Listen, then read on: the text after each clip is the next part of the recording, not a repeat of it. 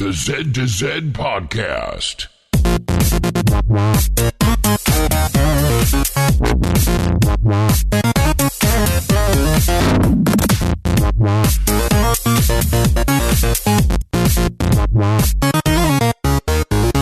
Good morning, good evening, or good day. Welcome to the Zed to Zed podcast, the home for Xbox achievement hunters and gamerscore junkies. I'm your host, Brandon Fream, and thank you so much for listening. At Zed to Zed, we love gaming, in particular grabbing achievements and gaining gamerscore. We do news, reviews, and interviews. If it's about achievements, we'll unlock it.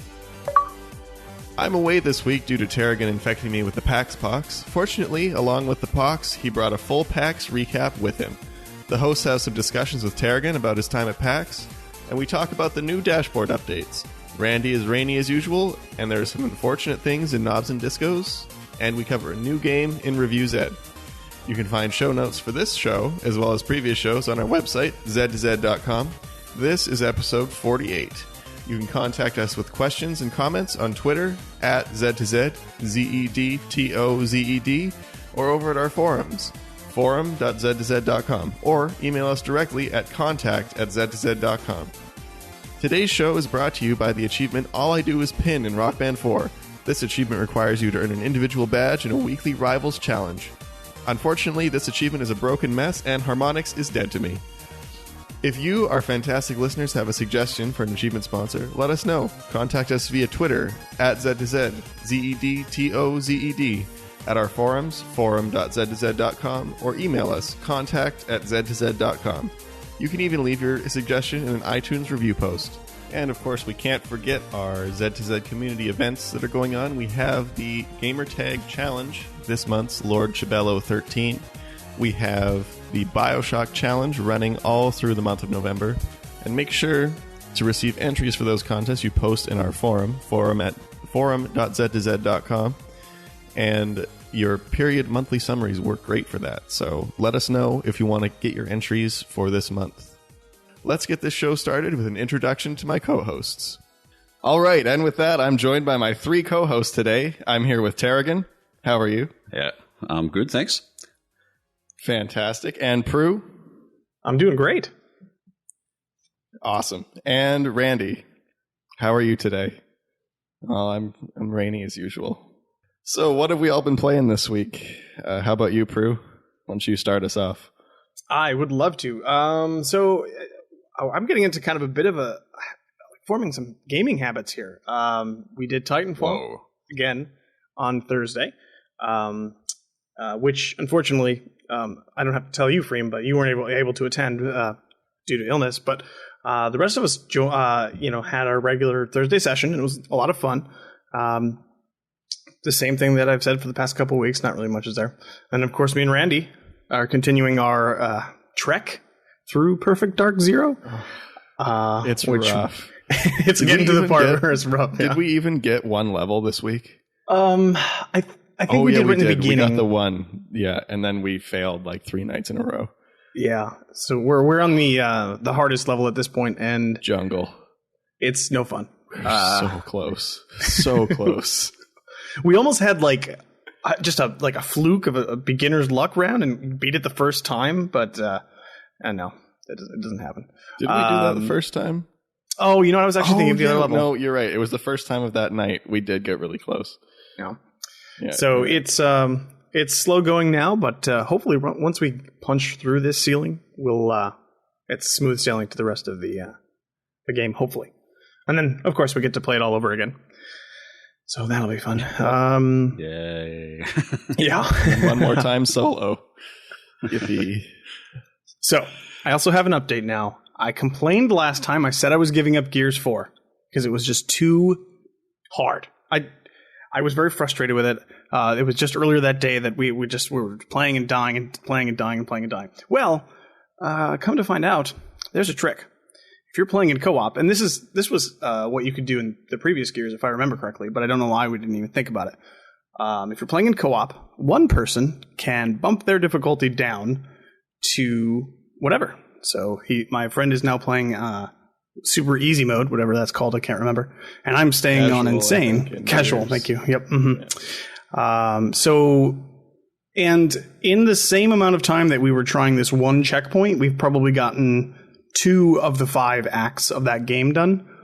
So it's way quicker just to do this, play through the game twice, than it was to try to fight through every single checkpoint on Insane. So we did. We're making real great progress. I just kind of hang out, and he shoots all those bad guys, and we do our thing. It's great. So I'm actually making progress, and I'm so excited about it. Other than that, playing a lot of Skyrim as much as I can. And then for random to-do list, I worked on Orange Box a little bit today, and Lego Indiana Jones quite a bit, which I actually think I'm going to try to complete, because it's one of those games that seems to pop up on my random to-do lists or the head-to-head stuff. Like, it just seems to pop up a lot, so I'm like, I just want to get it done and off my backlog so I don't ever have to play that game again. And that's about it. How about you, Tarragon? What have you been playing this week? Well, the last couple of weeks, basically I've been taking a bit of a break from sort of my usual play lots and lots of random crap, just because I'm out of the major competitions at the moment. So GTA SC is over for me. The UHH is over for me. So I'm kind of just taking it easy and playing what I want to play, for the most part. I still do have an ongoing challenge with BME 7, which is just to continue my streak. And currently, as of recording, I'm sitting on about day 47 of that streak, which I think is about my 5th longest or 6th longest streak ever. So once I get past 80-something days, I'll be on my 2nd longest streak ever, which will be good. Besides that, I've just sort of been continuing on with Assassin's Creed Unity, just working my way through the story, although I haven't touched that for a few days now. Elite Dangerous, I'm not sure if I mentioned it previously, but on Elite Dangerous, I had been traveling all the way on this expedition. I'm sure I've mentioned this, all the way on this long expedition to the center of the galaxy and back. Now, they released a new update for Elite Dangerous that brought in this new mechanic.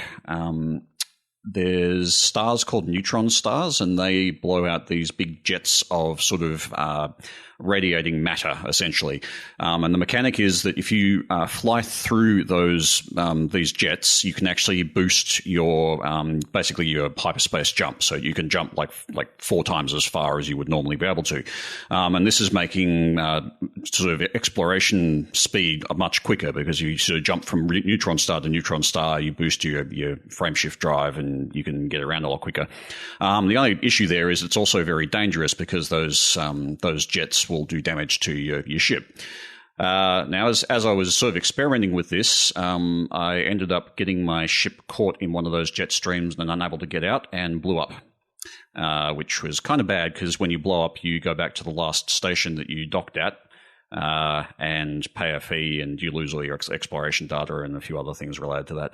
So that wasn't a lot of fun, blowing up that way, because fortunately I didn't go all the way back to the bubble, which is 20,000 light years from where I was. But yeah, I did lose quite a lot of exploration data, and basically turned off Elite Dangerous at that point, and I have not played it since.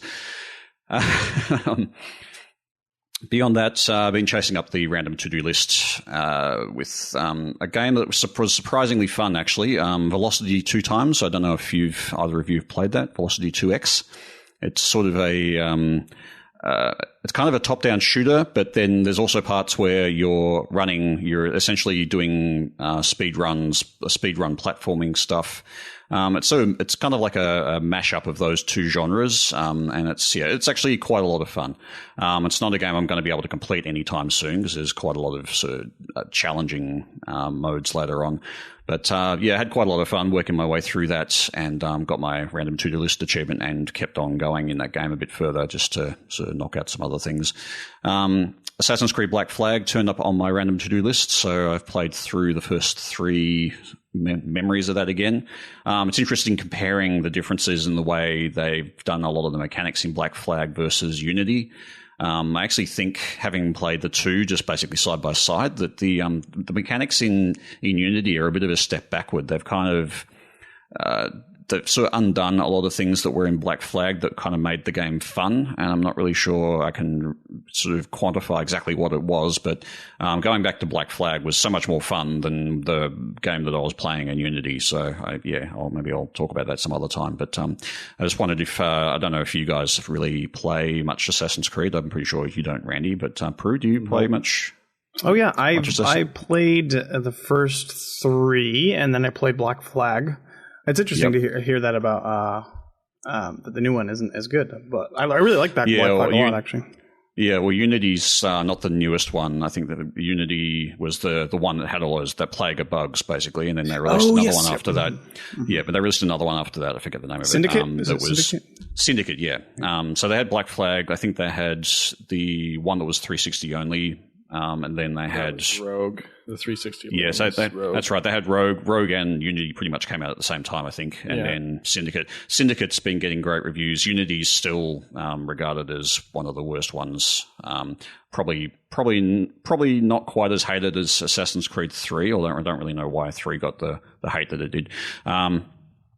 But yeah, Black Flag, heaps of fun. Unity, they seem to have taken away quite a lot of the things that made Black Flag good. So yeah, I don't know.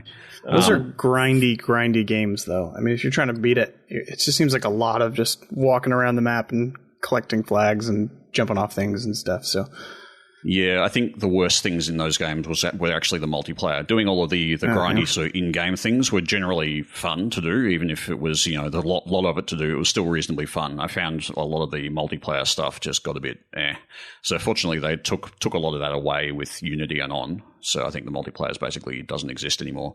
But yeah, Unity. The thing about Unity as well is it's still buggy. Like they've released major patches for that after all of these bug problems, and still, you're just walking around the game and you're seeing people walking on air, and there's just lots of little pop-in things, and you're going, wow, okay, so yeah, they really had to rush this, didn't they? And I guess that points to why they're taking a year off the franchise, because I guess they're just pushing too hard to try and get these games out, and quality is suffering as a result. Well, yeah, I mean, it was essentially half the development time of one prior because they were building 2 at the same time. Yeah, and I mean, even though they had different teams working on it, and I guess that might be part of it as well, they've sort of got 2 teams working on it, 2 engines. They've got might be able to share code to a degree. I guess that was also the transition from previous generation to current generation, so there's probably a lot of hiccups there as well, and a bit of overhead. Well, I always assumed the teams would collaborate. Like if you have the 2 teams, you say, okay, you work together and make this, and then the other one's like, okay, well, you're this team, you're making this by yourself, and then you're making this by yourself. But I don't know. Yeah, I guess that was always my impression of it. Yeah, it just depends. I think Unity, they actually changed the engine, so I think they probably have one team working on the new engine, which means they wouldn't have been able to share code.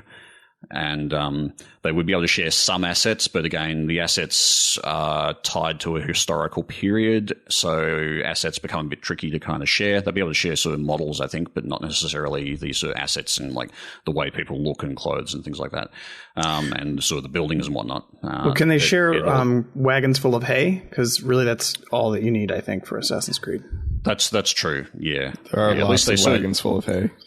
They did that a little bit differently in Black Flag. The wagons were full of palm leaves. Oh yeah, that's right. Right. Yeah, getting tricky. So they couldn't share that with Unity because they went back to hay. So anyway, moving on. Last game I'll mention is Telltale's Poker Night 2, which has also popped up on my random to-do list. So I've been kind of working away on that, which basically means you go all in. If you don't win, you dashboard. Start it up again, go all in. If you don't win, you dashboard. That's basically how you win that game. So I heard that game was really bad, like super cheating AI or something.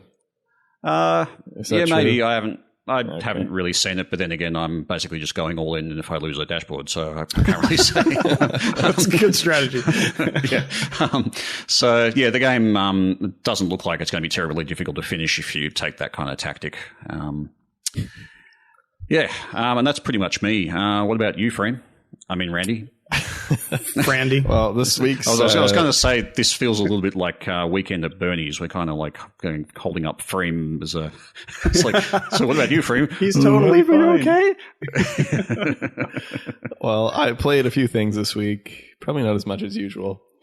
I played a little bit of classic rock track pack now after the Rock Band weekend with Warren last week, kind of going back and finishing up a lot of the single player stuff that's generally pretty easy. I, of course, as we mentioned, played some Perfect Dark Zero with Proulx with lots of cheating AI and horribly devastating losses. Gears 2, I've been idling that all week for Party Like It's 1999. Finally got that done. Very close to the completion on there. Looking forward to finally having that game done. And I spent most of my time playing Dead Rising 3. I finished the last DLC that was substantially worse than the previous 3. I'm not quite sure why. I heard the DLC beyond the Super Mega Ultra arcade mode thing. The DLC on that was pretty lackluster, from what I gathered. I actually liked for the first 3, and I like as the kind of overall series of it. I like the way they did it, where it's kind of like, this is the security room guy telling stories of the different people that you come across in the game, and it's nice. It ties into the story very nicely. They're like a short TV episode in length, but then they put in like 100 collectibles an episode to artificially extend the length. And I think that was what I think was a lot of the complaint, was the shortness of the episodes. So and a bit of a cheap way to extend it with the collectibles. And I'm okay with the kind of 20-30 minute little story tidbits, because I like that, because they did actually build on the story nicely and they were fun, but not the collectibles. The collectibles were completely pointless. They served absolutely no purpose. I guess the issue there is when if you're getting 20 to 30 minutes of fun, but you're paying for a DLC pack that's, I think when they came out, they were like $10 or $8 or something. And that was what I was going to get to next, is the price. So if they were $5 each, or $3.50 to $5 each, that would have been really like spot on price. But no, they were $10 each, which for what you get is pretty steep now. And that's the same thing. Each DLC pack takes anywhere, I think the shortest one being about 2.5 hours to the longest being about 5 hours. Each one of those, the story can be finished in about 30 minutes, maybe a little bit less. So you're looking at, on average, about 3 hours of collectibles and half an hour of story per DLC. So it got really tedious really quick. Sounds like it. Yeah. See, that's really not good. I mean, that feels like money gouging. It's sort of like... No, I agree. But, the first 3, I like the story, but the fourth one was really, really lacking. It was a little bit redeeming at the end, but just in general was bad. So that was just a disappointing way to end the series that I did, for the most part, enjoy. And then that's all right. That's all right. Dead Rising 4 is around the corner. Yeah, we'll see. I don't know. Yeah. I don't know about that. As much as I like Frank West, I want to see him again. The time traveling Frank West is a little confusing to me. It's supposed to be 16 years after Dead Rising 1. This is the first time you've actually heard from Frank, and he looks 10 years younger than he did in Dead Rising 1 that was 16 years ago. Well, it's the reverse Sombrex effect. Apparently. Yeah. I like Fat Frank from Off the Record. I like that version of old Frank better. Anyway, we'll see. It's not canon. It's not canon, though. I know it's not canon. And I see, and the thing is too, is like he doesn't even look like Frank. They're like, oh, this is Frank. Like, is it? It is. Maybe it's actually not. Frank. Maybe it's actually not Frank. It's a Frank imposter, and that's the twist. That's the twist. Ooh, that's a good twist. Well, Dead Rising 3 had some good twists. I liked the story of Dead Rising 3, although I didn't like other aspects of it as much, but the story was spot on. Dead Rising 3 is just one of those games that I bought it very early in my ownership of the one. I played through about the first half hour of the game and stopped and never got back to it. It's the story of my life with major games that I should be looking forward to. It's like I should be playing these games. I love the Dead Rising games. Why did I not play this game more? I don't know. I've had some other cheap 1,000 Gamerscore games to get through. Exactly. Always. That was my thing too. Is I bought Dead Rising 3 on launch, with my Xbox One. I did not play my Xbox One for, I don't know, 6 months. I think I unlocked an achievement in the Twitch app on the day I got it, just to unlock an achievement on the one the day I got it. And then I let the Twitch app idle for like 100 hours. And then I didn't use it until Wolfenstein came out. And then I beat that and didn't use it again for months. And then Black Friday rolls around like a year and a half later or something. And it's like, oh, Dead Rising 3 with all the DLC, $20. I'm like, okay, I'll buy that because maybe it's on disc and it's cheaper than buying the season pass. So now I have 2 of them. At this point, I still had not played the first one. So, yeah. Same thing with me. But now I'm playing it and enjoying it, and it's almost done. And so after Dead Rising 3, I started Batman Arkham Origins. This is the first Batman Arkham game I've played. And playing is used loosely here. No. You're playing the multiplayer, aren't you? I'm playing the multiplayer because the servers are closing. And now, looking at this game and the issues my group ran into, I'm pretty sure the core multiplayer experience is going to be untouched because it is not on a dedicated server because we were having conflicts, peer-to-peer conflicts in the lobbies and in the games. Now, the things that I do think are going to go down are the Crate store and the Warner Brothers ID service. I think those are going to get closed and everything else is going to be fine. So, but get it done anyway. I would, yeah, obviously I'm going to get it. I'm going to get it done to be safe. But if you're kind of bummed, like, oh, maybe I don't have a chance to get a group together or whatever, there's some hope because I really don't think it's actually closing the way it seems like it's going to. And then after our... Do you happen to know if there's any achievements tied to those services you mentioned? There are not. Now, okay. We did encounter something a little odd, and I'm going to have to play around with it to make sure that it's not an issue. Is Jack, when we were playing, had a Warner Brothers ID sign-in failure. And then after that was during the DLC check, and then it instantly failed the DLC check after that happened. So wondering if maybe it needs that Warner Brothers ID service to validate the DLC. So I'm going to have to download it. The season pass is IP locked. It's 108 kilobytes and it's IP locked. So I'm going to have to set up my VPN to download the 100 kilobyte season pass. That's how they get you. Which is super fun. I'm hoping the DLC is also not IP locked, but we'll see. So yeah, I'll have an update next week probably, because if that's the case, I'm going to have to get playing. And then after Batman, Jack and I started up Zoo Tycoon, which I borrowed from Warren, and we're having some fun with that. It's kind of goofy. I do kind of like the new thing they did with Zoo Tycoon, where you have the kind of tycoon management and you can walk around your park too. I kind of like that, but there's a lot of clunky menus and stuff I'm not big on. As I recall with that game, didn't that have like a huge grind to finish it? It was something not really. Was just going to take forever. Or maybe I'm thinking of the mobile version or something. It's long-ish. Yeah, the mobile version was way worse. Isn't getting like all the animals and like all the different colors of the animals? Isn't that like? Yeah, I thought that was going to be all a the color variant. variants. Yeah, it's not that bad because you can do it in like free mode. So you have unlimited money and basically unlimited space. So you can just build all of the habitats at the same time and just put a bunch of animals in and just let them go. And then you'll get the variants eventually. You also have to take pictures of them. But I mean, you could even set it up to sit for 2 hours and come back and see which ones you got and then release them and let them keep going. Be free! Be free!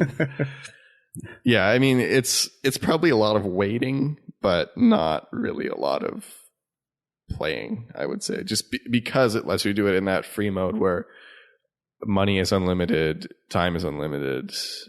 There's no penalty for neglecting I mean, there is a penalty because they're unhappy and they're probably not going to breed when they're unhappy, but you can keep them happy for quite a while without actually having to tend to them. So... I don't think it's that bad. It's estimated on TA at 40 to 50 hours for the whole completion. So, it doesn't sound that bad. I mean, it's a bit, but I mean, it's a simulation game. There's going to be some commitment anyway. Yeah, it looks fun. I enjoyed the bit I played today. And that's it for what we've been playing this week. So, Tarragon, you were at PAX last week. Yeah, PAX Australia. Yeah, there was. So I've got a reams of notes, but I've written some brief notes here just for what happened. I bumped into some people known to me anyway, and certainly a couple of them have been around the forums and traps. So Oz Bundy Boy, who people might know from the Achievement Hounds, his brother, well, it's Dave, his brother Warren, which is R56 Cooper S11. So he's a listener and has been on around the traps, and of course Sea Monkey Powder, which is Jamie. So yeah, bumped into them.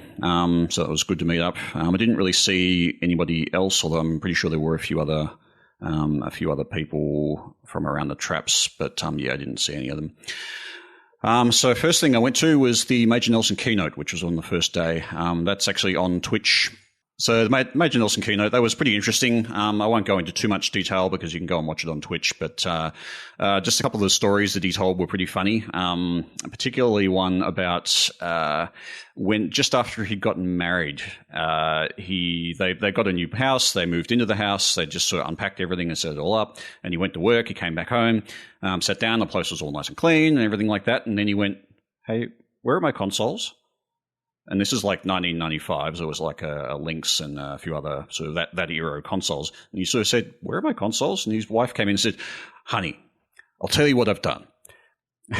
And what she had done is she had gone to the cancer ward at a hospital and given the consoles away to the kids that were in the cancer ward.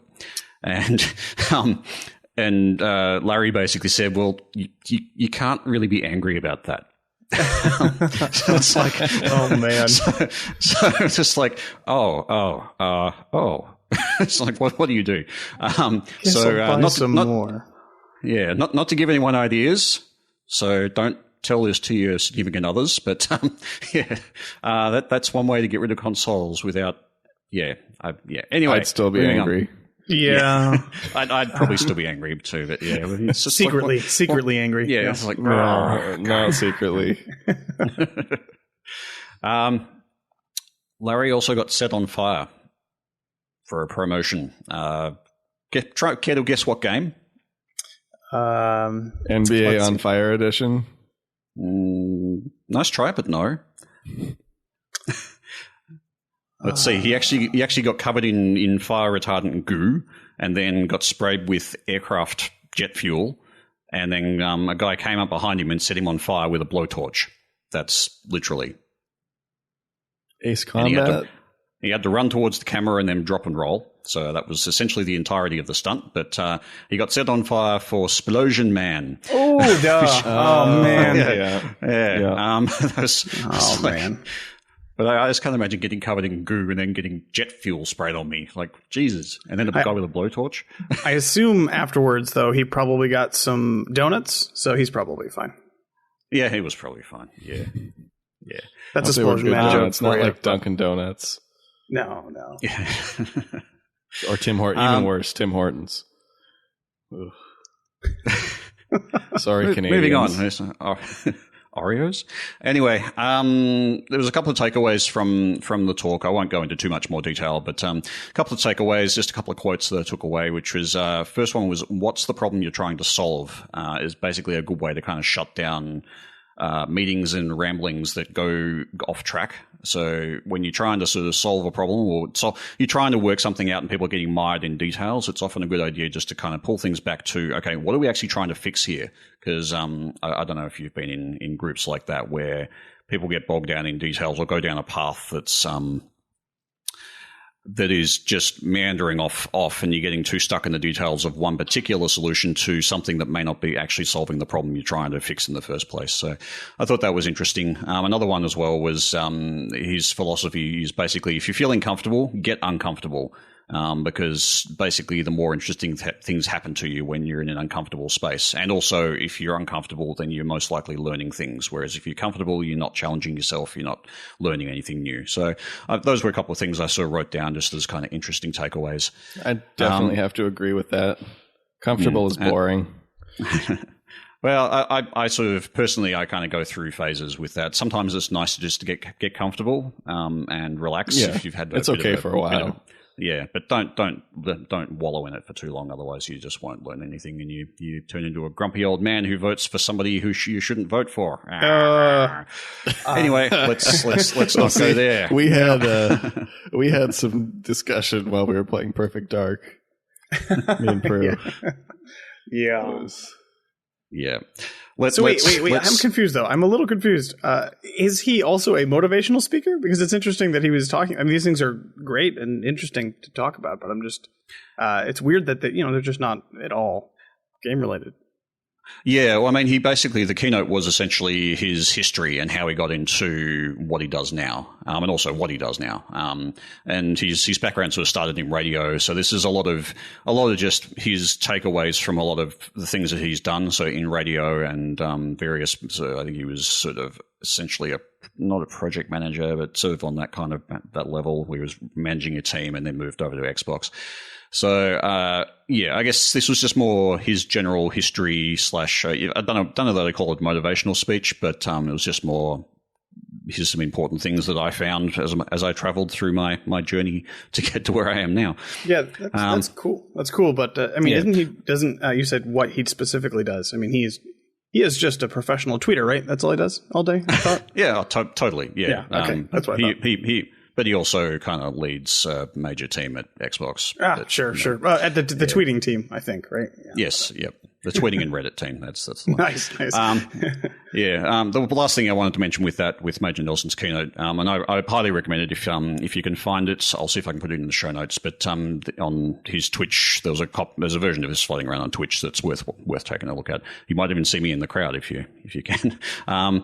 But he was one of the earlier people to start sort of blogging, like to do blogging, particularly for Microsoft, and he mentioned at one point that there was some rumor floating around about Microsoft buying some other company. It might have even been as ridiculous as like Microsoft buying Nintendo or something like that. And he basically just went around and asked around and said, "Are we doing this?" And people said, "Well, no."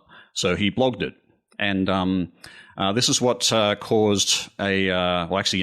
He blogged it, and that was fine. And then he got a call from legal. And what had happened is he learnt the meaning of the word stock event. Now, Crandy, I'm sure you're probably pretty familiar with that particular phrasing, but the blog basically caused what's called a quote a stock event unquote, in that it is something that directly affected the stock of Microsoft. So it's that was a learning lesson. That was a lesson that he learned from that. Now, was it a positive or a negative stock event? I'm guessing it's negative. Yeah, I don't recall exactly, but it certainly had an impact on stock, and he learnt to be more careful about what he blogs about from that point in time. So yeah, I thought that was interesting.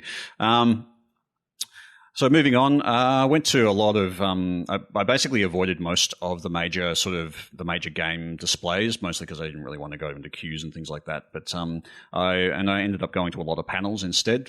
So a lot of those are really interesting. There was actually a VR panel, which was kind of interesting. Now, just on the VR stuff though, and this was actually really annoying.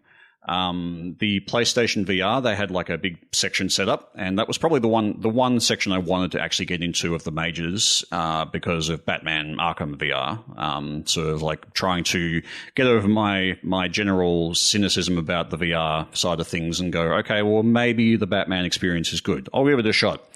No. The Tuesday before the conference, all sessions for the PlayStation VR had been booked out, like the Tuesday before. So I didn't even know I had the book. So it's like, oh, great. So was that by general public or was that by press? That was by general public. It's just like they had book sessions, and that was just gone. Like they'd opened it up before the show started, and like, oh, okay, so no chance. If you didn't have a booking, you could not get in there. And it was like, great. So that kind of made me more cynical about VR. Add to the cynicism pile, because I am too. Yeah. But then I went to there was a panel called it was essentially essentially called VR Hype, or is the hype real? And it was basically a bunch of developers and people related, media people related to gaming that were just talking about VR.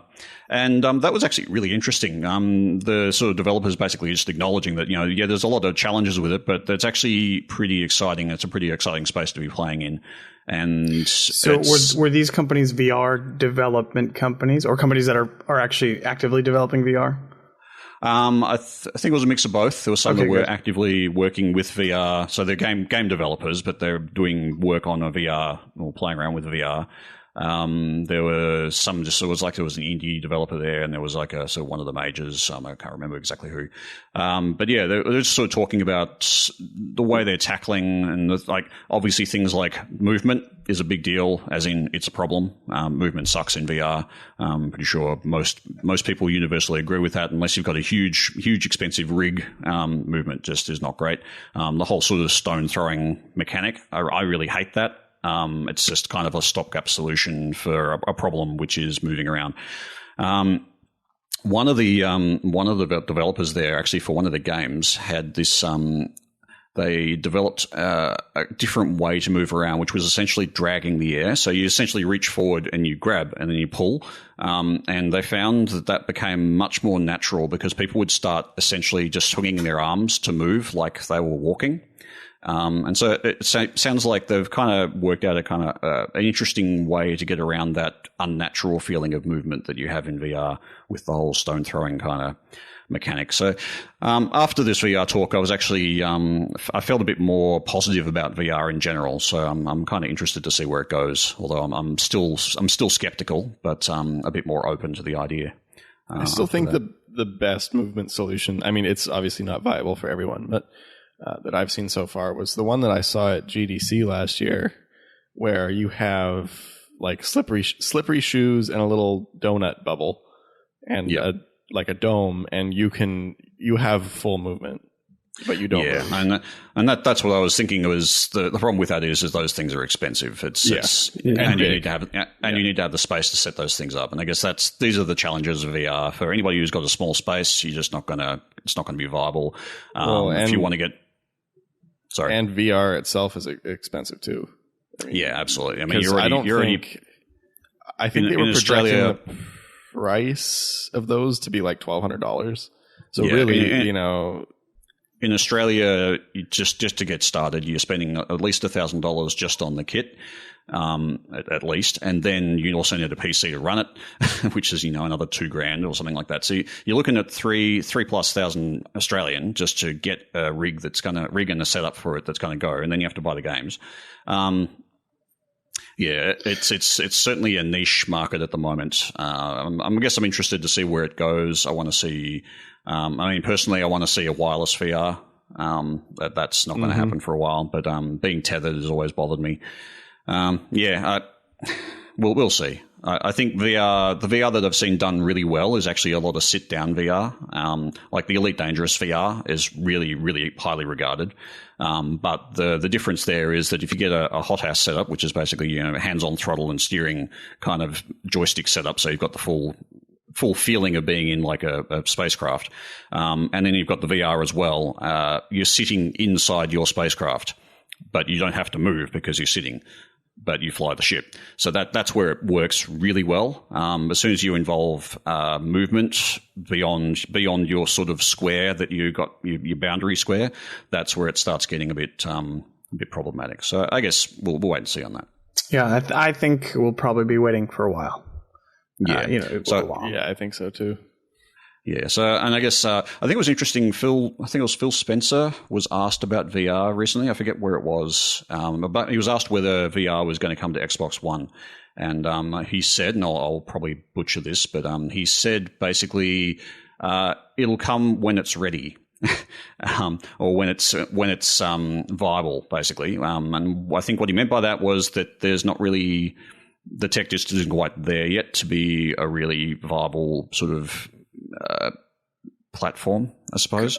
So what I hear when you say that is cough cough Scorpio, cough cough cough. That's what I hear. Well, yeah, I think he was asked specifically about whether it was going to come to the Scorpio. It's not so much the power, it's just whether or not the market is there and whether or not it's actually a good product. So that was what he was leading to. I'll see if I can find the quote. Might talk about it a bit later in the show. But anyway, I'll move on from VR. There was, now this probably will surprise nobody, but there were a couple of panels that were related to horror themes, and I went to those. So I won't go into those later because I'd actually like to maybe expand on those sometime and have a bit of a show about it and find someone else who actually likes horror games and horror movies maybe, which I don't think anybody else in the show currently does. Proulx? No, not me. No. I do, but I haven't played any of them in a long time or watched really a lot of horror. I used to watch a lot of horror movies, and then I just found that nothing good came out for a long time, and then that just kind of got me out of the zone. Yeah, horror movies is kind of a it's a bit of a funny thing because you kind of have to know that. I'll just go watch horror movies because I know they're bad. It's kind of that. And I like bad horror movies too, but I mean they were the kind that weren't even bad good. They were just bad. Like one I don't remember what the movie was. I've never in my life seen this. Numerous people in the crowd got up and booed and threw popcorn at the screen. Wow. And I did not disagree with them. Like I would have not. I normally be like, wow, that's bad, but it's like, no, like this movie deserved it. It was that bad. It was probably one of the worst movies I've ever seen in my life. Wow. It was and so you don't bad. even remember what it was. I don't remember what it was. Oh, that's going to bug me now. Yeah, no, all those movies kind of it was so bad. Yeah. Yeah, I guess I've kind of got a thing for found footage films. They're generally cheaply made, but I actually kind of like the trope, although it has been done a bit to death lately. But I think the problem with a lot of horror movies is that they're generally low budget, and so you can get some good ideas and good stories, but then it may just suffer because the budget's not there. And yeah, I don't know. Anyway, horror, it's a thing. I want to discuss that sometime. But it exists. It exists. It's a thing. There was also a couple of do the Burial at Sea spoiler cast. Oh, well, yeah. That happens. Well, one day. One day. Soon. I'm working on it. One day. Yeah, but then I'll need to play it in order to be able to talk horror. You got to catch up. Yeah, one day. A couple of other panels I went to were based around a couple of topics that are near and dear to me, which is mental health, and another one was on harassment. So they were pretty interesting. Again, I want to follow that up in another show at some point, but just a few takeaways I took from those various things. Firstly, just a couple of quotes. It's easier to rationalize your worldview than it is to change it. And this was talking about people who harass people online or act in a certain way online, particularly when they're attacking people who they just don't happen to agree with. I thought that was an interesting quote because I think that's pretty true. It's easier to kind of go, well, I'm right and this is why I'm right, and find reasons why you're right, rather than go, well, maybe I'm wrong. And I guess that's it's easier to back up your own point of view currently than it is to challenge yourself and challenge your point of view. And I find that insert. People don't like to be wrong.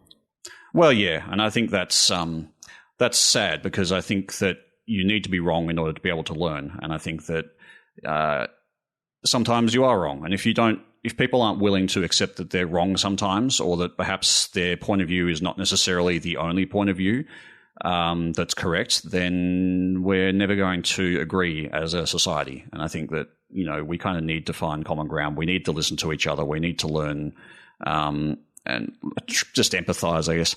Anyway, that one kind of touched me, so I wrote that one down.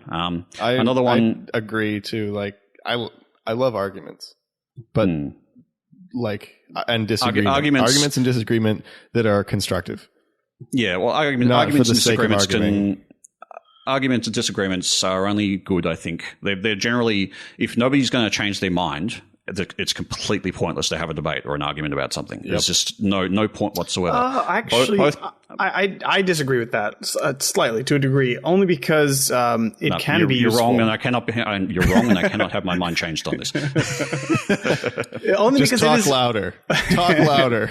It's slightly useful to, even if we're obviously not going to get into these things, but like politics or religion or whatever. Like even if you probably aren't going to change your mind and the other person isn't going to change their mind either, you can learn more about the other person, and you can learn about the way they think, and you can learn more about you can slightly change your views and understand why you believe the things that you believe a little bit better. Yeah, that's what I sort of mean, though, by change. I don't mean necessarily changing your view completely, but I mean you've got to be open to new ideas and new concepts that challenge your view of things. If you are just going into a debate going, I'm right, and there is nothing that you can say that will ever be right, then that's a completely pointless debate. Yeah. I was going to say, like, if Dead Rising 1 is better than Dead Rising 2, for example, like going into that argument would be, no, I'm just kidding. Well, the thing is, I think both Crandy and I took parts of the other person's arguments and actually took them on board, because there was a couple of things that Crandy said that I thought, yeah, that's a good point. And I'm pretty sure I said a couple of things to Crandy that, he probably went, totally that's agree. A good point. Yeah. So that was I felt that was good. I think that, at least for me, I got the impression that, we've been talking about Dead Rising 1 and 2 for a long time, and I like to talk about Dead Rising 1 because I love it. But when we did the debate, it really made it clear to me that we view the thing that we find important about those games are vastly different.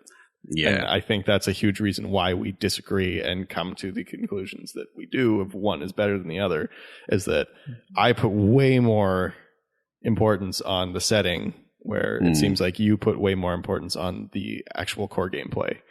And the story kind of working with that as well. But yeah. Anyway, let's not rehash the debate. But round two. But it was that sort of stuff is constructive. I think other times where debates where you have two people who will not budge, the only times that's really constructive otherwise is if it's being viewed, if it's being watched by other people. So that's sort of where presidential debates and things like that or have some kind of value, because people are watching and they make their own judgments on that. But I think if you're just having an argument with somebody, just one-to-one, there's nobody listening. If you're not taking or not able to listen and take anything away from that yourself, then it's been a pointless debate. So anyway, that's that. I'll move on. There was one of the panel on harassment in particular actually had a clinical psychologist on the panel, which was pretty interesting. And he actually he'd gone into prisons and he'd done psychology sort of work with murderers and things like that. And a quote that he said that was quite interesting was basically, I've seen the face of evil and it looks a lot like mine. Now, I thought that was interesting because he was basically saying that just because we tend to think of people as, there's some people that we have put into a box called that's a bad person, like somebody who's a murderer, we have an obvious assignment of that's a bad person, right? Or like a serial killer or something like that. Okay, obviously a bad person. The thing is, though, that those people happen to look pretty much exactly the same as everybody else on the street, and everybody else on the street is not necessarily that far away from going into that particular place, I guess it's probably a bit hard to really describe what I'm meaning by that, but that essentially everybody has the capacity for doing bad things. And I think that if we don't acknowledge that within ourselves, then we will not be able to really understand how people get to these places and how best to stop it and defeat it. If we keep boxing people into that's a bad person, that's a good person, rather than going, well, they're people and how did they get to this place, we won't really progress. So anyway, I'm not sure if you had any thoughts on that, guys. But it's very easy to do that. Our brains are essentially programmed to kind of separate and put people in these boxes, and a lot of times we also completely don't see ourselves objectively at all. So I think that's a great quote because it takes someone with a lot of introspection and a lot of perspective to say, hey, I'm no better than these people. You know, I may behave better than they do, but I can see what would lead to that. And like you said, that leads to a better understanding of what creates these situations and these people and how we can better interact with them and deal with these situations. For sure. Another quote I took away, which was going towards the harassment side of things, is people are often being crappy online because something crappy is happening in their life right now. And that rung true. I sort of hadn't thought about this explicitly before, but certainly in some of my recent interactions with people since that panel, and I've actually had a couple of kind of not so much run-ins, just kind of like, okay, that person's not acting very nice. There must be something pretty crummy going on. Funnily enough, around this election, a lot of people have been acting not so great. And particularly when the election results happened, I think a lot of people were in a bad mood, and that filtered through to various chat rooms and so forth. So I sort of that quote stuck with me, and I think it's something I need to keep in mind whenever I bump into people who are having a bad day, obviously, doing crummy things online. That it's probably not necessarily about what's happening right now. There might just be something else going on behind the scenes that's causing them to be the way they are. And certainly I've found that in my own life that, you know, I'll be like in a crummy mood at work or something like that. And that's usually not because of work. It's because something else is going on in my life. But it just happens to filter through. So I guess that's more just to be empathetic that maybe you're not seeing the whole picture fundamentally. So it was the people who are crappy online probably have something crappy going on in their lives, right? That was the quote. Yeah. So I just have to ask, like, Randy, where are you that it rains all the time?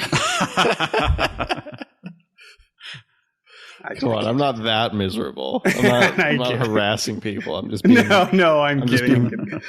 I'm just being negative like I always am. You just must be in the rainforest or something. I don't know. It's just so. I guess so.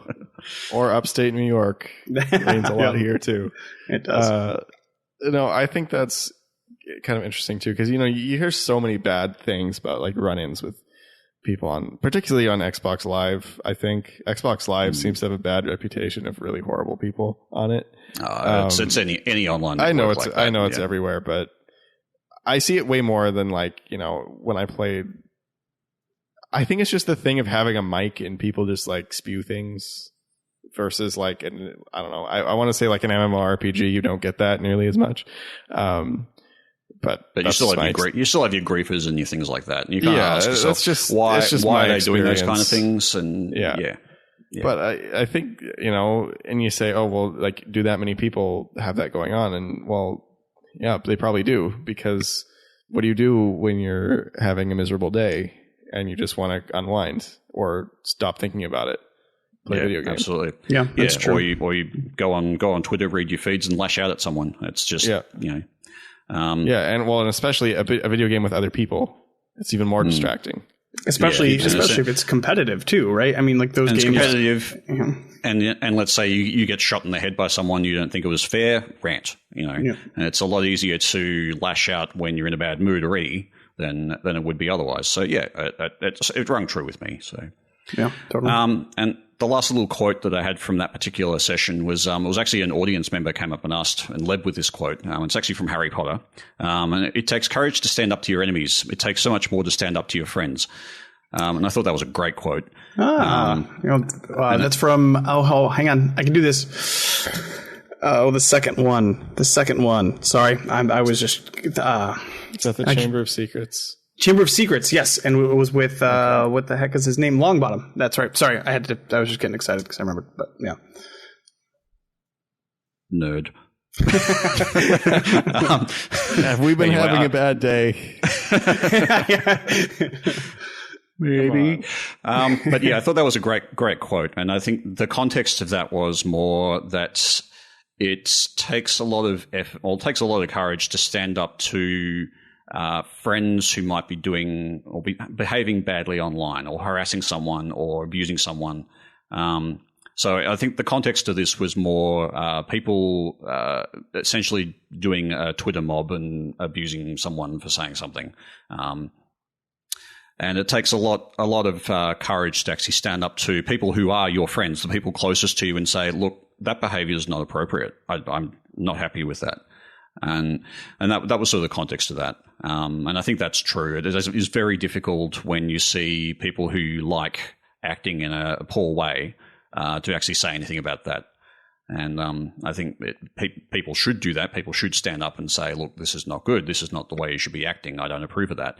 But it's acknowledging that it's also quite difficult.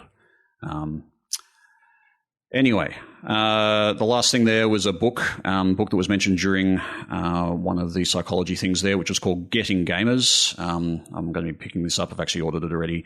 It's Getting Gamers, the Psychology of Video Games. So it's basically goes into a lot of the mentality behind people who play games and just the way that they act online and the way they act in games and how they interact with games. So I thought that was interesting. So if that's a book that might appeal to any of you or our listeners, go and take a look. What's book? It's a papery thing that doesn't really exist anymore, and you just buy it digital and read it on your iPad. Yeah, it's a brick of words, I think is what what it is. That sounds hard. Brick of words, yeah, it is hard, like a brick. Our games, I won't go into too many of the games because there was a lot of them. But as I said earlier, I avoided most of the major games that were on display just because I didn't really want to deal with queues, and a lot of the games were there wasn't anything particularly brand new. There was Dead Rising 4 was there, but I didn't bother to go into that because I'm going to buy the game anyway, so why bother? One game that I will mention, and the reason for this will become obvious once I explain it. But there's a indie game by a Sydney developer called Flood Earth Games, and the game is called Objects in Space. Okay, all right. Yep. Like planets? Like Elite Dangerous? Funnily enough, it is actually pretty close to Elite Dangerous. But it's essentially the game is styled as a modem punk space simulator. Now, what they mean by that is that everything's really slow, and it's kind of like imagine that you're in a high-tech space simulator, except that everything is built in the 80s. So you've got old style kind of tech sitting around you, old style monitors. Everything's like done via modem speed kind of transmissions and that sort of stuff. So it's really kind of old school. Takes a long time. You've got to, but it actually sounds pretty intriguing. But on top of that, they went to they started playing around with building custom consoles, and they developed a tech within the game that can basically talk to an Arduino, and the Arduino can then talk to buttons and switches and dials and anything else like that. So essentially, they can give you a schematic. You can build up this schematic and connect it all up with your Arduino, and essentially have a full size, real, actually working console of your ship. And that was kind of what they were showing off on the display. So that was really intriguing just because I've probably previously alluded to I've played with Arduinos and hacking around with little rigs and sort of things like that for my Guitar Hero stuff. And so this really intrigued me because the idea of building your own ship essentially and then having it actually control the real game was really quite cool. Yeah, that sounds super cool. PC only.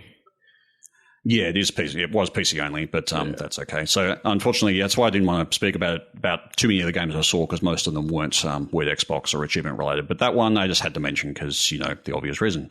So how long till somebody builds the Millennium Falcon? Well, now that you mentioned that, I have no idea. Wasn't there the Millennium Falcon Star Wars, right? Yes. Star Wars from the old dear ones. Lord, Crandy, get out. Get From out. the old ones? It's actually was in the new one too, so yeah. Oh, right. Okay. Yeah. Anyway, I had a computer game that you have the Millennium Falcon cockpit and you strap it to a keyboard and you push the different things and it would do stuff. But that'd be like an overlay for your keyboard. I saw it again at a store like a year ago and I was like, I used to have one of those. It was like brand new in the box. Just so you know, the people that get that game, those are the same people, and I'm including myself here, that would totally buy Star Trek Bridge Simulator. Just so you know. Oh no! Well, there is actually there's actually already a game essentially that is Star Trek Bridge Simulator that's not VR. You essentially network a bunch of PCs together, and in each PC is a section of the bridge. Yep. And you play through scenarios. I forget what it's called, but I don't remember either. I don't have enough nerdy friends, but I would totally play that if I did. Like that seems so fun. I would probably play that if I had enough nerdy friends too. But see, the key difference between that and Star Trek Bridge Crew is that in that game you actually have scenarios to play. Pretty sure in Star Trek Bridge Crew you just sit in the cockpit in VR and press the two buttons. No. Oh my god, Randy, not the cockpit. It's the bridge. It's called Bridge Simulator. There's a cockpit in the bridge. Oh, it's not God. Bridge Simulator. It's called Bridge Crew. I'm going to have a fit here. You walk down the bridge. Can we move on to something else? I can't handle this conversation right now. Well, just to clarify, I'm pretty sure that the Bridge Crew simulator is essentially this laptop game, but it's just done in VR and does have scenarios. I'm sure it is. It just... Yep. That just ad, not. It probably just didn't have it at the time. When it came on at E3, I just best in show that just did. It just best did in show at E3 because, without a doubt. Because there was nothing. Like they were showing like a screenshot. They're like, look at this screenshot. We're going to talk about it for 10 minutes. And then we're going to have like the Reading Rainbow guy come on or something. Reading Rainbow guy. His name is LeVar Burton. Okay, I just can't even. Okay, that one was intentional. I'll give you that one. It was intentional. Anyway, did he play Darth Vader or something? What? Did he play Darth Vader or something? Oh my goodness. So what's next? What's next on our docket here, guys? Let's move on. Trek Wars in space with green tea. Moving on. You can move on. I picked up a card game. Now, this is a bit of a sidetrack, but because I play a lot of really obscure games and I have a Japanese console and I've played a lot of Japanese visual games and had no idea what the hell is going on in them, I've had an interest since then in learning Japanese, the language, just so that I could actually potentially play some of these games. But there was a card game called Japanese the Game. And the interesting thing about the card game is it basically teaches you how to construct sentences in Japanese by making it a game that you've got to you sort of start with the basics of a sentence and you expand on that sentence until you can get to enough points to kind of win. So I picked that up, but I just thought that was kind of interesting if you wanted to learn Japanese and wanted a kind of fun way to do it. That might be something to look into. So I'll put a note into the show notes. You guys ever had any interest in Japanese I have an games? interest in English. I actually speak out English. I know Korean. That's Korean. No. Well, it's Korean and teaching you to speak English. Yes. I took a semester of Mandarin, which is obviously not Japanese, but well, there is actually there is Mandarin the game coming as well. Oh, cool. Yeah, it was again, it was a one semester, so I remember very little, but it was very interesting and very difficult from what I remember. That's the part of the problem with Japanese and Mandarin is that you've got to learn like hundreds of characters. It's just wow. And even Japanese, you've essentially got to learn two alphabets for different things. Like I think one alphabet's essentially for verbs as well. One alphabet's for like nouns. It's kind of something along those lines. I'm probably butchering that, but yeah, there's just different contexts where you use the different alphabets, and there's like with the same sounds. I don't get it. Yeah. It's a very, very difficult, interesting, strange language. So as an aside to that, because I sort of have an interest in Japanese oddball games, a lot of those oddball games happen to also be dating sims, and there was actually a talk on dating sims in that genre. So I won't go into the details on that too much, but there was one game that came up, and I don't know if this popped up on various discussion boards a little while ago, but it's called Hatoful Boyfriend. It's essentially a dating sim where everybody is a pigeon. What? Because why not? Because why not? Well, it's actually not all pigeons, but the hashtag not all pigeons. Yeah, you actually play the last human being on the planet after a sort of post-apocalyptic event, and as a result of this apocalyptic event, and all humans have been wiped out, and pigeons and other birds have become sentient, and so the entire world is now populated with these sentient birds. You're the last human being, and you go to a pigeon school. You're like a 15-year-old girl or something like that, and so you go to pigeon school and you meet all these pigeons and have love affairs and things like that. It's a very weird game. Okay, So are these pigeons the same size as I was you? just going to ask about this. Yes, yeah, they're big pigeons. But yeah, it's a very strange game. But I was kind of intrigued by it. So, but unfortunately, it's not on Xbox. But it is if you want to play a very strange game, that's your game. And the last one I want to mention, just because I know that some listeners on the show are fans of Pokemon Go, but there's a game called Buy Somewhere. It just got announced and released during PAX Australia, which essentially sounds a bit like Pokemon Go mixed with Monopoly, and you go around and just like buy houses and buildings. Like This sounds amazing. World. Yeah, so I thought love Monopoly.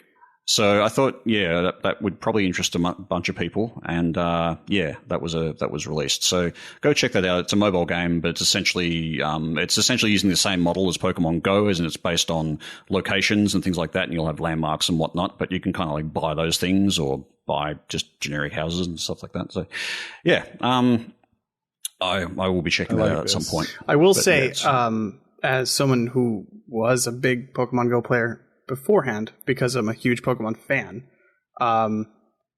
Pokemon was about 90% of the appeal of Pokemon Go.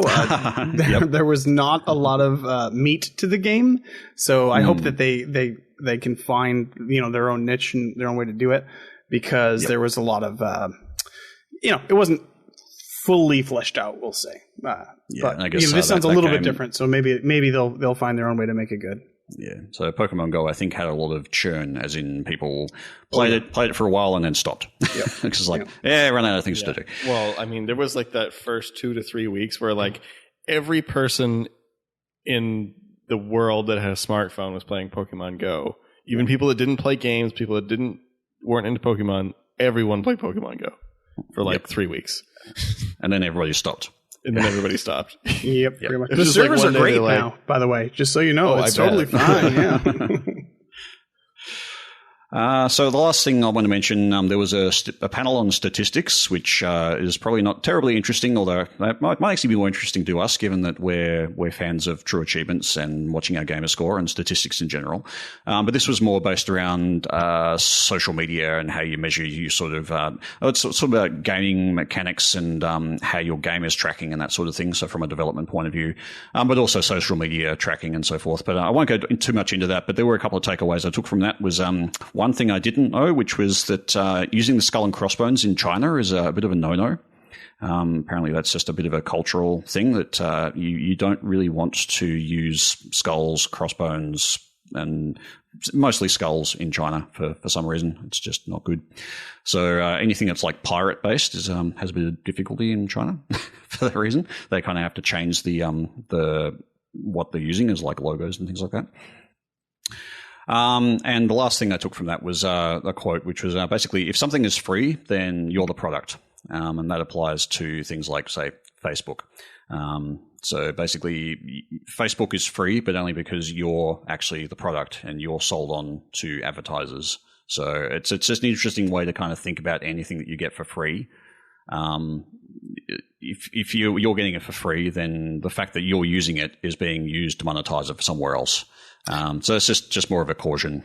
This message brought to you by the free podcast Zed to Zed. Yeah, exactly. So, it's like you're all the product. We are actually still free right now. Just wait, That's listeners. True.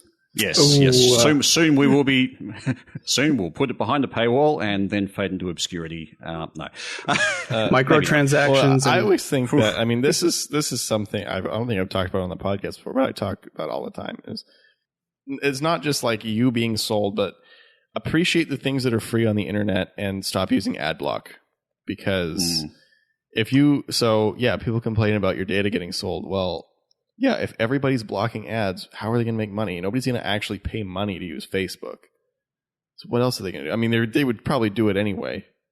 They, figure it out partway through, even if they weren't, getting all their ads blocked. Say, oh, how are we going to make money? Oh, let's sell people's data.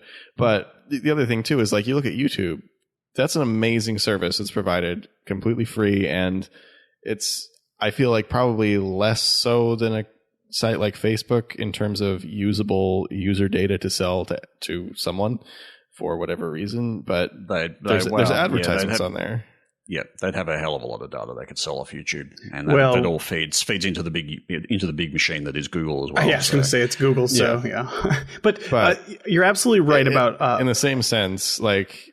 Appreciate that is free and stop using ad block because it's getting to the point where like this is a problem and we might not see free stuff anymore.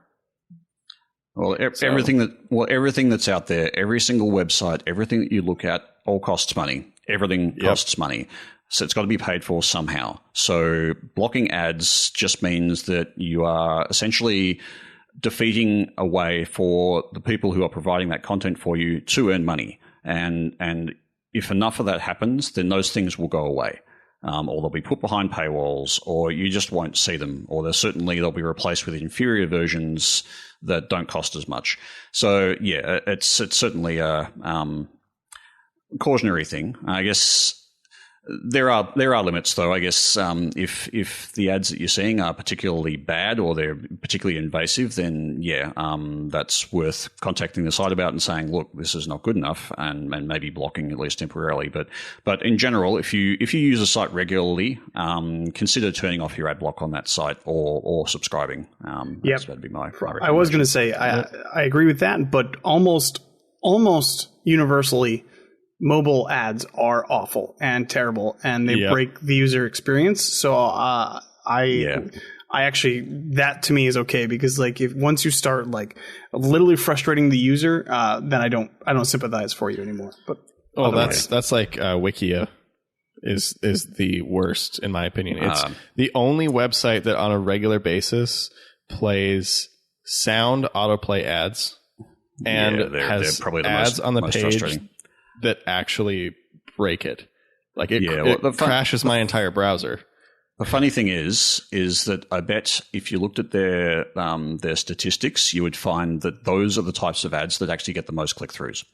So I'm sure. I mean, there's a reason they're there. Probably. There's a reason that they interrupt the flow, and that's because it gets results. It also frustrates the absolute. It's probably just to shut them up. You can't stop playing when the whole page breaks, though. That is true. Yeah, because that's the thing. Is the whole page breaks. But then I wonder, well, would they have that many ads on the page if 80% of their traffic didn't use an ad blocker? Yeah, so that's the other side. It's kind of like, which one came first, and I don't know. Yeah, it's something I wonder. Ads are a bit more complicated too, in the fact that you might be in one location in one country. Let's talk about True Achievements as an example for this. True Achievements is based in the UK. They use a few ad networks, or one network, but that ad network can target different ads depending on the location of the person who's viewing the site. So I'm in Australia. I'm in Melbourne, Victoria. I might see different ads to people who are in Sydney. I will definitely see different ads to people who are in the US. So often, as a site owner, you may not necessarily know actually what all of the ads are that are appearing on your site. And I suspect places like, say, Wikia or any of those kind of things, they're using a particular network. They don't actually know all of the ads that are out there. The only way they can sort of know that is by getting reports from users saying, hey, this ad broke my thing. And that's the only way they can kind of filter that up to their ad network provider. Certainly, True Achievements has a thread for that exact issue. So if you see something on True Achievements that breaks the site or does something that's particularly nasty, you can report it in the thread, and the folk there are very good at responding to that and dealing with it and getting those ads removed. But I guess if you see things breaking sites in particular, it might be worth just reporting them. It's been doing it for years. I'm sure they know about it. It's just I don't think they care. I don't know. Yeah, I don't know. Maybe not. Who knows? I end up just kind of avoiding using it as much as possible. Sometimes the information's so good though. Like whenever I'm playing Dead Rising, that's like the place for Dead Rising stuff. So I guess that's one place where you end up using an ad blocker. Yeah, I don't have it installed, so it's kind of inconvenient to install it for one website. But, well, actually, that being said, we did install an ad blocker for Hulu because the ads they played the same ads. They played one ad over and over and over and over again. I think there's something like that. And it was, you pay per month for the service, and then you see as many ads as you see on cable, if not more. And they're so long. So I found this with our cable provider here. We've got like basically essentially a cable monopoly in Australia, which is run by Foxtel. So that's the major cable TV provider in Australia, and most of the other ones I think piggyback off Foxtel's sort of network. So there's no real competition per se. So Foxtel have the market cornered, but they've also got exclusive licenses with, say, HBO, which means the only place you can get in a timely fashion HBO things like Game of Thrones is to go through Foxtel. Foxtel have a digital service as well, which is pretty poor. Particularly in comparison to, say, Netflix and stuff, things like that. So they've actually got a lackluster digital offering, which you can get as part of your cable sort of subscription. But on top of that as well, you're paying about 3 times as much as you would pay for Netflix. And then on top of that, when you go to watch something, they play an ad every time. And it's always the same ad. And it's just like, great. I'm watching an episode of Game of Thrones, and you're going to play me this 30-second ad for a BMW that I'm never going to buy for the 10th time because I've gone through 10 episodes. You play exactly the same ad every single time, and I just have to sit through it. And it's like, I just want to get to my Game of Thrones now. Thank you. I'm paying for this privilege. Yeah. So that's really frustrating. And that was kind of my thing too, is like, I don't feel bad blocking your ads when I'm paying you for this service and then you play an excessive number of obnoxious ads to me. Yeah, and I guess that's the value proposition. Is like they're probably not charging enough for this subscription to cover all of their costs. Well, or they're just greedy. Yes, Hulu, well, they're double dipping Hulu on you is because partially owned by Comcast. So for me, greedy. I hate Comcast. They're evil. The other thing is... But think about their shareholders, Crandy. Oh, yes, those poor shareholders. Just remember, you're the product. The shareholders are the people who they pay. You know? The other thing with that, too, that is to me is they're greedy, is when you go to cancel, because we got so sick of it, it would sit on a black screen when the ads were playing, which is better than the ads, but it's still annoying. So an episode of South Park would take 45 minutes to watch, because there were so many ads. Wait, hang on. I'm sorry, I don't mean to interrupt, but I have to ask. Southpark.com. Right? Aren't those ad free, if I remember right? You could just go there. Yeah, pretty much. You can go to southpark.com and watch every episode of South Park. At least this is... No? Not anymore? I don't know. It's probably... No. Here's another thing that bugs me.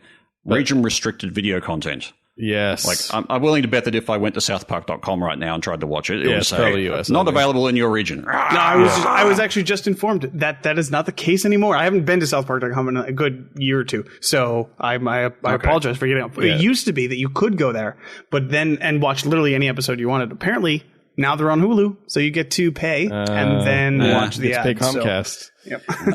So, yep. The other thing with that makes me say greedy is... They don't anymore. They've changed it. But at the time, so we went to cancel because it was so ridiculous. It was like this, I can't even stand watching it, so we're going to cancel. And they're like, oh, do you want the ad-free version for $4 a month more? And it's like, yes, of course I do. Because I can actually watch it without wanting to pull my hair out because it takes 45 minutes to watch a 20-minute show. So they don't show that to you until you go to cancel because they'd rather have you there making less money on the ads, or not paying them less money, and they probably get more money. They probably get more money from the ads than they get more money from the ads than the extra $4 a month. So it was. It doesn't surprise me. It's a Comcast company. Comcast is terrible. Anyway, let's move on to the news. To you by. By Randy Hates Comcast. That's what it's brought to you today. I also hate Time Warner Cable. They're It might be worse. I don't know. It's close. It's very Comcast close. is more evil. Time Warner Cable might be worse at providing services. I don't know. Anyway, hey, look, on to the I've news. seen the face of it. I've seen the face of evil, and it looks a lot like me, Crandy. Just keep that in mind. It looks a lot like the Comcast logo. It looks That's a what it lot looks like Comcast. Yeah. And maybe the people that work at Comcast look like me. I don't know. Anyway, news. Xbox Preview Program to become Xbox Insider Program. So they're just is changing that the different? name? They're just. I mean, Xbox Insider. That's the thing on Windows Phone, right? And Well, Windows 10 no, or something. that's the Windows Insider. So is Xbox okay. Insider just a name change or something? Yes. Well, I it guess sounds so. like they're also opening it up for everybody. Anybody who wants to. It's basically an opt-in program at this point. I mean, it kind of was before. Basically, if you Pretty wanted much in, was. you could get in. But yeah. now it's probably literally just like a click. Like just So from the post, this new name reflects how we are expanding to offer opt-in opportunities to provide feedback on game and app previews alongside system update previews. That's interesting. So it's not just about the system update and preview dash. It's also about games and app preview stuff too. Interesting. So it might be a bit more opt-in, might be selective opt-in, I guess, for various types of things. It also says here I assumed this would have been the case before, but support for multiple users on a console to participate and provide feedback. So Yeah, I what, think did the Xboxes have two OSs or something before when you had more than one user? Oh, interesting. I don't know. I guess providing they didn't. feedback, I guess, is the key word there. Key phrase. So I'm pretty sure only the person who is actually the owner, like who is actually signed in as the insider, like the preview program person, could provide the feedback. That's interesting. The Xbox Insider profile card when your contributions in the program come front and center. Nice. Whoa. Ooh, that's a badge. It's like having a new badge on your profile. Woo. So yeah, I don't. Can I get an avatar item with that? What would it be? Be like an Xbox onesie. Speaking of which, they're free on your avatars now. Yes. I want a real one so bad. So yeah, next, and the last of our short news this week, is the holiday update is here, and it is terrible. Terrible. So says Crandy. It is terrible. Well, surprisingly, let's speak about the positives. So for a second.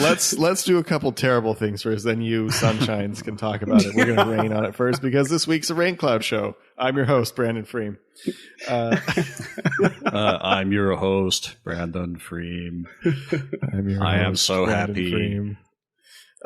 So let's start off. The signing in now takes longer than ever. It doesn't sign you in when you start. It's like when you start up the Xbox, it boots up to this thing with like the generic profile thing, and it spins for like a minute. It says signing you in, and then finally you're signed in. Why does it take longer to sign in? It doesn't make any sense. Next. Okay, well, I'll just counter that with I have not seen that issue. Yeah, I mean, okay, well, that happens to me on my Xbox. The only time I ever see that is after I've done a hard reset of the console, and I get the signing in. That's always been there. You get the signing in, takes a little while, then it gets into your profile. But if you then turn it off and turn it back on again, it's pretty much instantaneous sign in. This happens to me every sign in. Well, I'll just turn on my Xbox now, and I shall see whether it does it. Because I haven't actually turned it off. While you're doing that, I'm going to move on to point 2. They made the interface even worse. I don't know how that's even possible. They managed it. It's even busier and uglier and messier than it was before. Who designs this? They put the game hubs next to the games. They're like 3 times the size of the games with some big stupid pictures I don't want to see. I just want my game bricks. Why do they do that? And I think there's an extra ad now. So there's like one more ad, more stupid boxes, more mess. Hate it. Crandy. Yeah. This is my rant. It's the dashboard update. It's here, and I hate it because I always. It's my podcast, and I'll rant if I want to. He's running this show, guys. Just let him do it. And literally, I just turned on my Xbox, and I did not see your sign-in issue at all. I'm literally looking at the logged-in screen right now. Now, the other thing is, I don't have my Xbox in the like quick start mode. It's in the full start mode. Oh, well, there's your problem. Yeah, but I've always had it in that mode, and it's never had this problem before. So that's a flaw. It's stupid. Why do you hate quick start, Randy? Because I don't want quick start. Why do you hate yourself, Crandy? Like, why do you do this to yourself? I don't want full start. I don't want quick start. I want full start. Anyway, achievements. Maybe it's because there might be flushing and doing here. Anyway, the rare achievements plague is here. I don't even like the new part where the achievement pops up, where they made it all fancy. I hate it. I want my Xbox 360 achievements. Why can't we choose what we want for achievements? They just force it on us. Stupid diamonds look ugly, and there's weird 3D, weird sparkly thing. The new sound. Hate it. Oh my god. Okay. I actually like it. Sunshine's. Can somebody else say something now? I like it. I like the diamonds. It just happens too much. It's just I'm not going to beat this dead horse. We've talked about this already. And I've already had literally because I was part of the preview program, the exclusive preview program before it was offered to all of you plebeians. But no, I'm kidding. But you get used to it. But I just still think it's too often. And I haven't had that sign-in issue either. No problems as far as that's concerned. I will say that we were actually when we were doing Titanfall this Thursday, they had set up a new club just for that, and trying to navigate the menu of the club. So we had it's weird. We had a club specific party where everybody that was in that club could get invited into the party. But if you weren't, you couldn't get it, and it was actually kind of confusing and convoluted. So we're not really sure. It's a little busy as far as that's concerned. If you go to your friends list, at the very bottom, I think by default the clubs are down there. But it's a little weird and awkward and clunky. I will say that that's a little much, but for the most part, I don't have a problem with it. Yeah, it sounds like it's basically first iteration of a UI, and they'll probably do some tweaks on that to improve it. But just working in development myself and knowing how we roll out certain changes, we'll sort of do a first pass of certain things and then migrate towards something that's a bit better and bring things together. But yeah, it can just take a little while to kind of get all that going. As far as general reports I'm hearing that the UI itself, the actual the snappiness of the UI, the speed of the UI, that's actually been improved fairly significantly. I've sort of heard some reports that that's gotten a lot faster. Other people are just it's about the same. So that's at least one report it's an improvement in performance. Certainly a bunch of people have mentioned that the Xbox download speeds for some reason have increased. So when it's downloading updates and things like that, that seems to be universally regarded as a big improvement. It's gotten a lot better. I'm not really sure why, but that seems to be something new. When I turned on my Xbox today, for some reason it told me I had a Halo 5 download of 95 gigs. And I played Halo 5 I would say maybe 3 or 4 weeks ago. There's no reason I should have that much. I have no idea. Maybe they did something crazy. I don't think they did. But my Xbox was telling me I was getting 100 megs down, which seems a little excessive. I'll take it. But it did seem interesting, quite quick. I'll say that. Yeah. Do you actually have that kind of speed on your It depends on the time of day. I mean, I certainly as I was watching the meter go up, I certainly wasn't getting 100 megs down, but I was probably getting 50, 75. Sure. Okay. Yeah. Anyway, that seems to be something that's been accepted as improved. Maybe it's just one of those placebo things where they say it's going faster than it is, and so you think it is. Well, I've always suspected that Microsoft throttles its speeds because I never get anywhere near what my speed is. Definitely on the 360. The 360, without a doubt, it is mad throttled. Yeah. Because I have them wired in, and I get it takes me 5 hours to download 8 gigs. I've seen that myself, actually. It's just it seems ridiculously slow for if I downloaded that stuff direct onto a PC, it'd be quicker. But I guess that might just be the nature of their sort of CDN network and how they distribute it. But well, and it's not I don't suspect an Ethernet port, even if you use one that was 20 years old, would even be throttled to that point. I don't know. Maybe it's not going to be the Ethernet port. I mean, the Ethernet port on the 360, as I recall, it's M100 anyway, so it should be capable of going up to 100 megabit. But it's just where they throttle it at the internet side, not on the console. Anyway, I think in general it seems like a good update. I haven't actually seen the rare achievements yet, but you're just going for the easy stuff now. They're bad. That's right. Yeah, that's it. But from all reports, it's too frequent, and I think that's probably something that needs to be tweaked. But I don't particularly mind it. I tend to like new things or new stuff for achievements. I can't really complain. Would be kind of nice if they kind of clarify what was going on with challenges. Oh, there's something else I need to mention. Actually, no, I look, Knobs and Discos, but it's about Xbox apps and their achievements. But we'll get to that later. Yes, I was going to talk about that as well. Yeah, but That's just a bit of a mess. The last thing we're going to talk about with the updates, with the holiday update, is that we do have an Xbox Club, the Zed Club. So if you want to join, just you can now request that, as everybody out there can now request that. Just I'm not entirely sure how that works. Proulx, you're probably a bit more familiar with the process there. I haven't really looked into it too deeply. Yeah, it's sorry. Yeah, it's actually a little convoluted too, unfortunately. So what you do is you actually request an invitation. You don't it's not like, hey, can I get in? And I just say yes. You say, hey, can I get an invitation? And I send you an invitation. It seems a little long that way, a little weird, but just find it and it's not just me. Joe is actually the one who set it up, and then I'm just one of the admins. I'm sure we all are at this point. Yeah. But, yeah. Except you, Randy. Yeah. But it's actually super simple. You go to the club's page, which is right on the social tab now. You just find us and request it and invite. We'll pop in and do that real quick. It's super easy. Another thing we can do there actually is set up a thread on the forum for people who want to get in, perhaps. And just people can post the gamer tags, and we can just send invites every so often. Yeah, it's actually we didn't really talk too much about it, but the whole LFG and these clubs things are cool because basically you can set up these communities and set these rules so people know exactly what you're doing. Obviously, we're doing achievement hunting and stuff like this. We try to keep it clean, and you see these tags as soon as you see the group, you see exactly what they're about, and it's really super useful. And I will say, I actually got a notification as well. I went to go to my friend's list for some reason. Sent a request. Who does that? I know, right? And I actually, because I'm actually on the True Achievements Club too, and there was a notification there that was talking about a gaming session for Call of Duty, whatever it was at the time.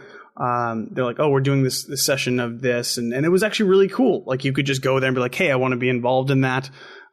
So this group situation seems really, really kind of tailored for our community in a lot of ways. So yeah, definitely get in as soon as you can. Join our group. Send that request as soon as you want to. Yep. Awesome. Right. Knobs and Discos. Yes. So we have, unfortunately, a lot of rain clouds this week. Yeah, so Knobs and Discos, of course, is our segment for unobtainables and discontinued achievements and other things of that ilk. What's the first one there, Crandy? So we have Super Dungeon Bros has 2 unobtainables. Shocker. That's the new game out on Games with Gold, isn't it? Yep. Game. How can they be unobtainable if they're new? There seems to be a pattern here. Yeah. Anyway. It's brand new indie games, but also indie games that make it to Games with Gold. It just seem to have a spate of them. But they usually not just get indie fixed. games that make it to Games with Gold, indie games that launch on Games with Gold. Yeah, that's true. Yeah, so well-rounded and unemployed are both unobtainable. So next, Proulx Online 3. This has kind of been known for a while, just getting updated this week. Brave New World, King of the Hill, and Lobby Lizard are all discontinued in Proulx Online 3 for Windows Phone. So the servers must have gone down a little bit after that was delisted, which was a few months ago. So those have been discontinued for a while, and it was just brought to our attention this week. And now, Xbox One apps. Something has happened. Yeah, I've been seeing things about this for a while, but I think the changeover for apps, a lot of apps are moving over to the UWP, which is the sort of Universal Windows Platform development sort of cycle. But from what I understand, UWP does not support achievements, and so that means that any app that's been converted over to that Whilst they can now be used on Windows 10 on any device as well as Xbox, which is great, they unfortunately lose all their achievements, and this means that a bunch of those things are basically becoming discontinued and or delisted, which is a bit disappointing. I'm not sure if that's going to get resolved or if they're going to add the achievements back or put achievements back into UWP. But I'm kind of thinking based on the way that apps were kind of like challenges, in that there were a whole bunch at launch, and then that was kind of that. And they kind of slowly died throughout the life, and I think this is just the end. Do we care? Apps. I mean, I'm just curious. Like, I don't. Maybe some people do. I'm just curious because it didn't really seem to matter for the most part. Well, is anybody upset about this? The thing is, the reason they didn't matter is because they were worth 0. So people who care about gamer score don't care about that. So there's that. The other side of it is, at least for our gamer tag challenges, a lot of Xbox apps are actually really good for some of those, like the ESPN app. It's great for the E's.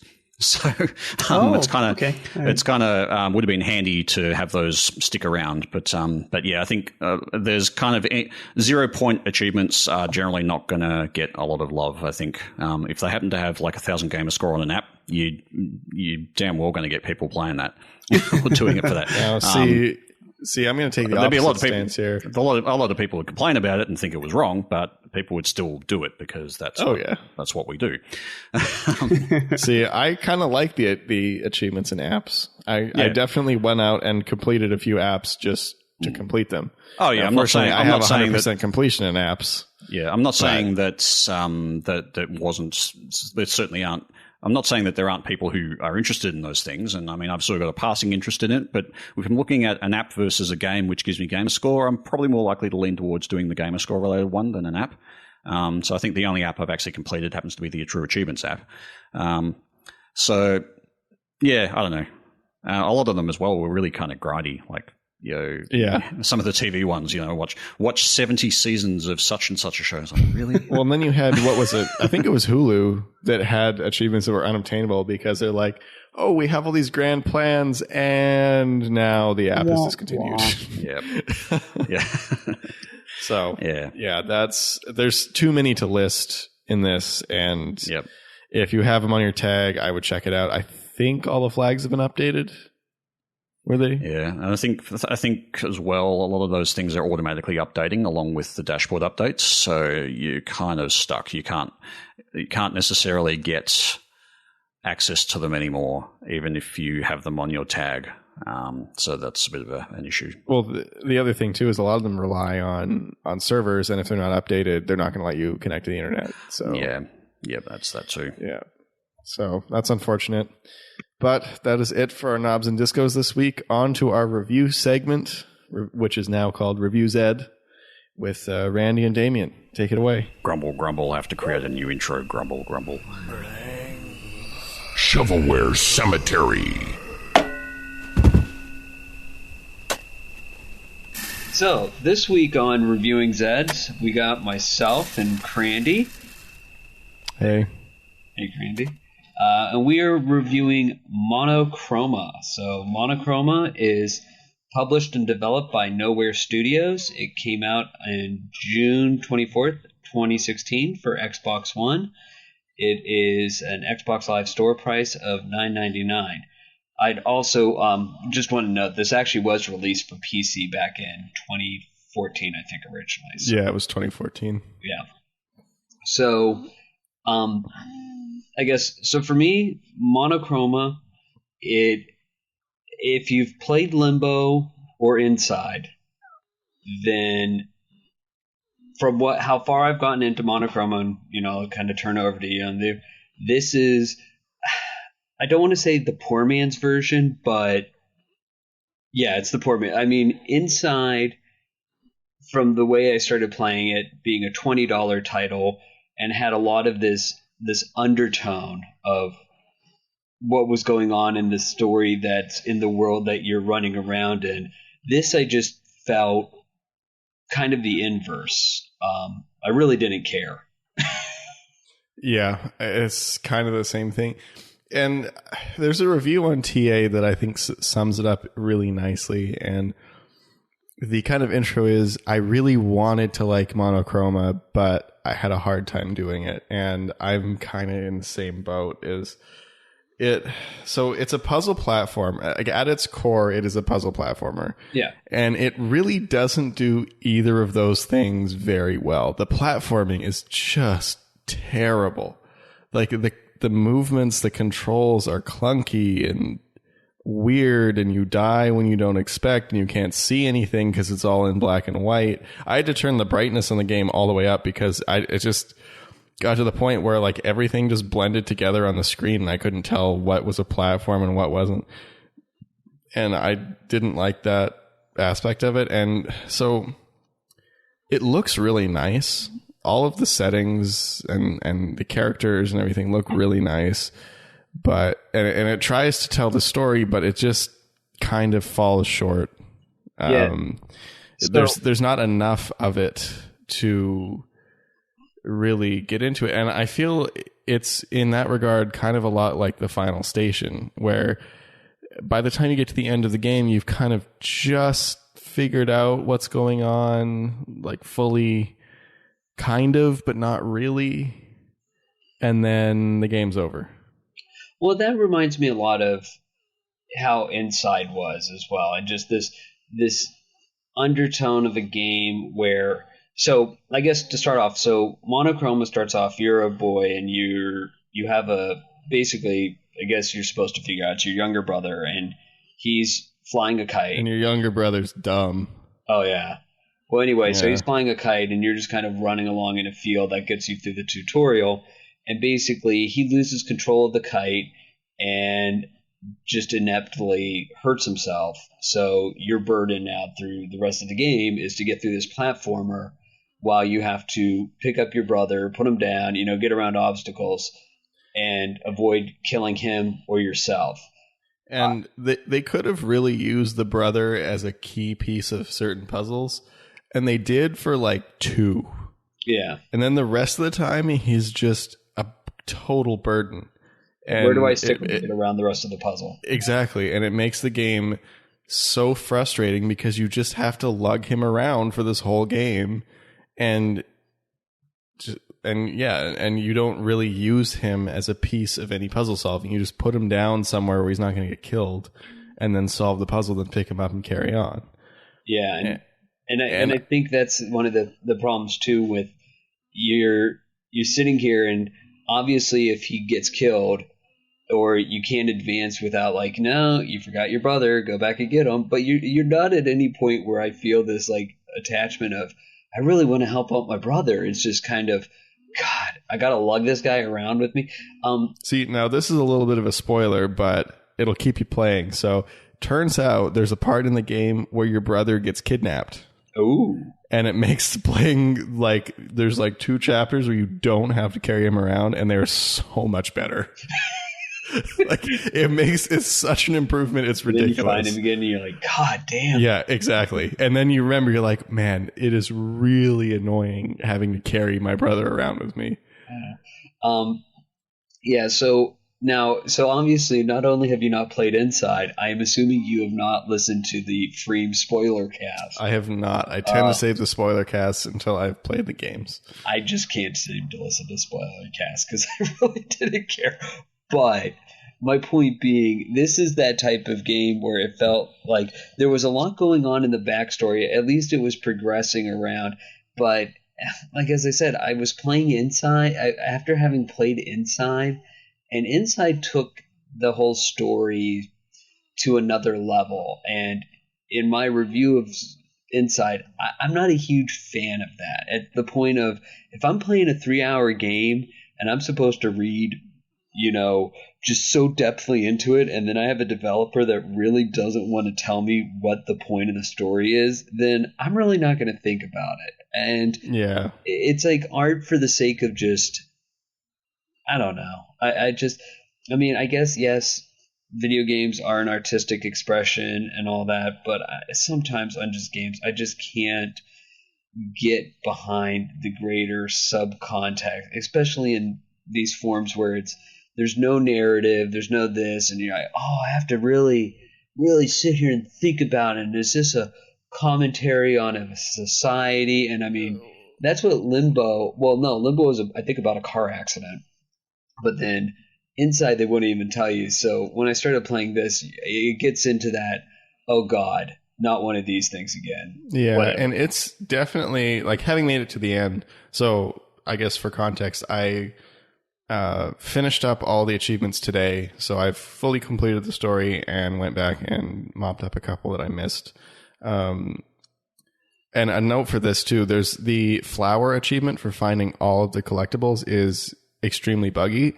You have to do it in one sitting. So you can use chapter select, but it all has to be done in one sitting. And sometimes even then, if you're using chapter select, it doesn't work. So that's really frustrating. And I'm glad I missed one collectible, even though I was using a guide. And fortunately, when I went back, since I did everything in one sitting and then used chapter select, it still counted. So I was really happy about that.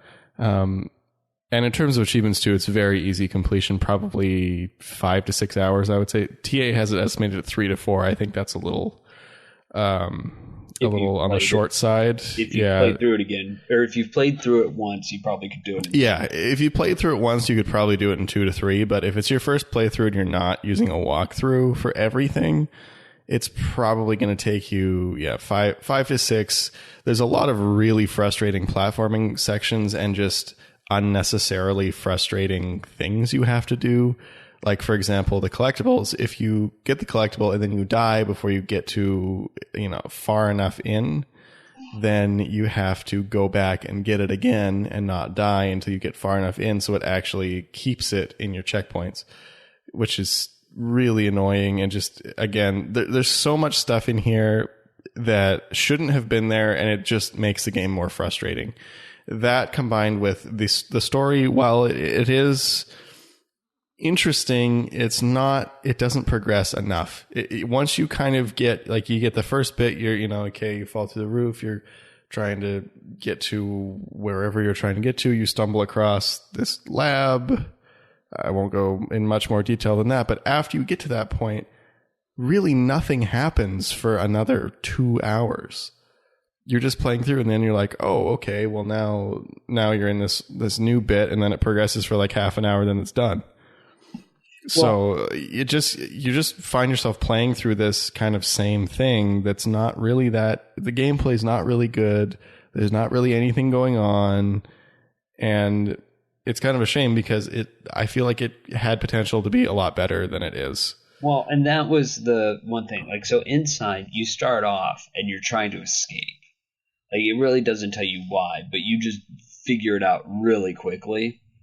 And again, like, not to go past much more in this in terms of the story for people wanting to play without spoilers, but yeah, when you start at the context, your brother's flying this kite, gets you through the tutorial, and then you keep running to the right, but why? Yeah, exactly. Like, it wasn't. You understand why once you get a little bit further, but still, like, why don't you just turn around and go back to your house? Well, I guess right there. Well, I guess that was my point, right? Like, in Inside, you start out on an escape. You're not starting out at your home doing something, and then you just go on this misadventure. It's you can't go back to you don't want to go left. In other words, Inside, you do not want to go back from where you started. You're getting out of Dodge.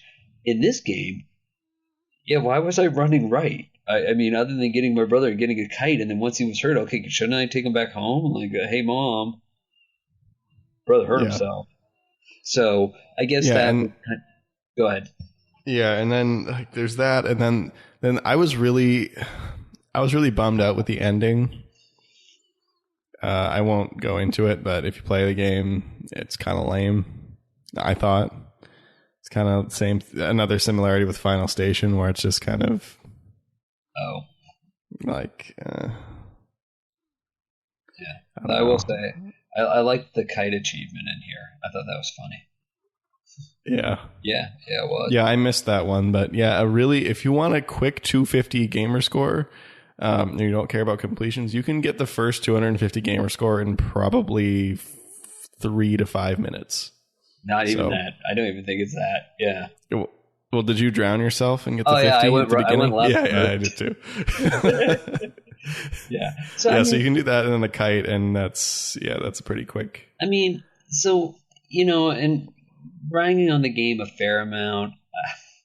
I mean, again, the achievements work. It's not, I mean, as you said, it was a game you look at it and it looks really nice. Yeah, and for $9.99, you're going, as a platformer game goes, because I think of other ones that we've done in puzzle platformers. Was it In Between? Yeah. No. Wait, In Between. Well, In Between was more puzzle, but I mean, I would still call it a puzzle platformer. It's just not a traditional puzzle platformer. Yeah, less of like this. But like when we've played games like that, this one just, it seems to miss the mark. It doesn't live up to kind of, it tries to be too many things and doesn't really do any of them particularly well. Yeah. Because that's the thing, is like the platforming is not that good. I'd say the best aspect is probably the puzzling. There were a few puzzles that were good. Most of them were really easy and just kind of tedious. But there were a few that I did actually kind of have to sit and think and were satisfying when I solved them. But yeah, the platforming is just terrible. The controls are so bad. Yeah. And then the story part is, it looks pretty and it tries to do what sounds like the kind of Inside Limbo style storytelling, but kind of falls short there too. So, but yeah, again, I mean, $9.99, easy 1,000 gamer score. I wouldn't say definitely for sure go out and buy it, but it might be worth it. It's worth a shot if you want an easy game for not a ton of money. It's not the worst thing I've played. Yeah, I was going to say I would recommend this for Fream. Fream should go play this and let us know if he was. And then tell us what he thinks. Yeah, or on a later podcast. Yeah, I mean, yeah, because he is Mr. I would call him Mr. Inside. He loves that genre and reading into it. So if you loved Inside and Limbo and can't get enough of that kind of stuff, I mean, this is adequate. It's not bad. It's not super great. Yeah, I wouldn't say definitely do not play this. I mean, I don't know. I'd give it like 3 out of 5. Yeah, exactly. That's kind of my if I was going to give it a number rating versus our usual kind of 3-tiered system, that's kind of where I'd put it. Yeah, it's a meh. Yep. Yeah. Play better. Play all worse, right. But well, Fream, play this. Tell us what you think. I know Brielle saying good night, everybody. Doesn't want to wake up, but yeah, I'm telling. Yeah, you've probably heard Brielle throughout this recording. Anyway, so with that, we'll put it in the meh tier. Yep. And we will see you next week. All right. Thanks.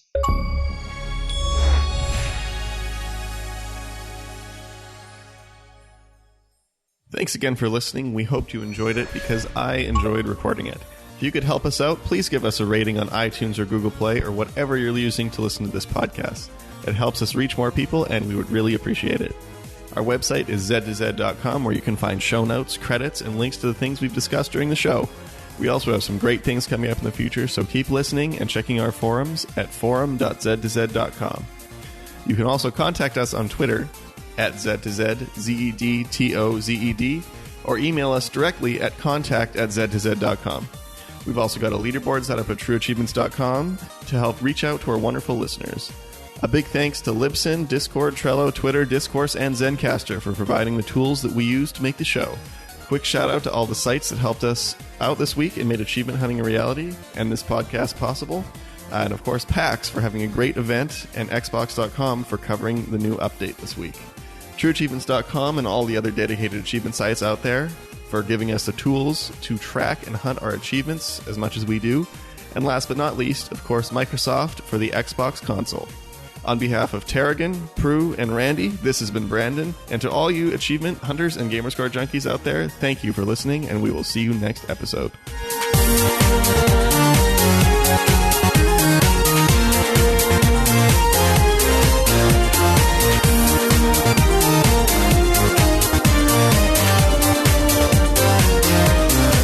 we can mention if there's anything specific you want to talk about in that. Bring that forward. We'll bring that into the main show. But generally, Fream will cover that. Yeah, I'll do that. I was just wondering if we do it every week or just at the beginning of the month. Which you'd know if you happen to listen to the show. That's true. That's true. It's called Review Zed now? Yeah. Oh, okay. You would know that if you listened to the show last week. Yeah. I know because I listened. No, I don't think that's why you really. knew. You listened whilst you said those things. Yes. Exactly. I do prefer that. I don't. But anyway. Let's save the arguing for the show. Yes. No. Well, we're recording. We can have this as like an outtake argument or something. With your host, Brandon Fream. You're not very excited about it. Not yet. It's an outtake. I don't always have to be excited. Not yet. I'm rainy and excited. All right. So I'm your host, Rainy Fream. Oh, there you go. Rainy Fream. It's our new character. When Fream's away, Rainy Fream comes out. Awesome. And Randy, how are you today? Well, I'm rainy as usual. Okay, now I blew the transition because I was talking to myself. Okay. Just go for it. Just go through it. All right. Hold on. Fream is so good at transitioning. Yeah. Please don't make me edit out lots and lots so of good? transitions. That really makes... Yes, he was so good. I was really good at transitioning. Rest in peace, Fream. Wherever you are. R.I.P. in peace.